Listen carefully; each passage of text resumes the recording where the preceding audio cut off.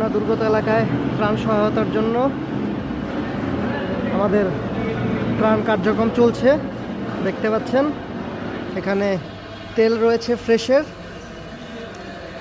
1/2 litre করে তেল, দেন খাবার স্যালাইন রয়েছে, লবণ রয়েছে, ডাল রয়েছে, চাল রয়েছে, আলু রয়েছে, পেঁয়াজ রয়েছে। তো এই সব কিছুই আসলে বন্যা দুর্গত এলাকার মানুষ যারা রয়েছে তাদের কাছে পৌঁছে দেওয়া হবে ইনশাল্লাহ।